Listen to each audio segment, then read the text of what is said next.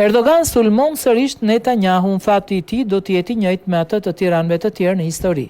Presidenti i Turqisë, Recep Tayyip Erdogan, ka ashpërsuar tonet ndaj Izraelit dhe kryeministrit izraelit Benjamin Netanyahu, duke akuzuar qeverinë izraelite për përshkallëzimin e dhunës dhe destabilizimin e lindjes së mesme gjatë një aktiviteti me rastin e 158 vjetorit të themelimit të Turkish Red Crescent. Erdogan deklaroi se Izraeli në udhëheqjen aktuale është shndruar në një burim për çarje, paqëndrueshmërie dhe konflikti në rajon.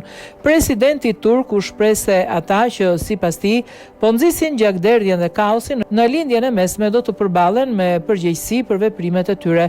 Ai theksoi se vuajtjet e civilëve dhe pasojat humanitare të konfliktit në Gaza nuk do të harrohen dhe se drejtësia ndërkombëtare duhet të veprojë.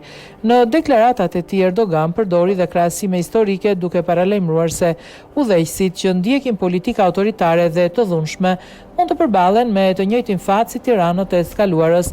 Ai theksoi se askush nuk duhet mendoj se mund t'i shmanget përgjegjësisë për veprimet e kryera gjatë konflikteve. Presidenti turk ritheksoi gjithashtu mbështetjen e Ankaras për popullin palestinez, duke deklaruar se Turqia do të vazhdojë të mbrojë të drejtat e palestinezëve dhe të kërkojë përgjegjësi ndërkombëtare për zhvillimet në Gaza. Deklaratat e Erdoganit vijnë në një periudhë tensionesh të vazhdueshme në rajon dhe pas kritikave të përsëritura që Turqia i ka drejtuar qeverisë izraelite lidhur me operacionet ushtarake në Gaza.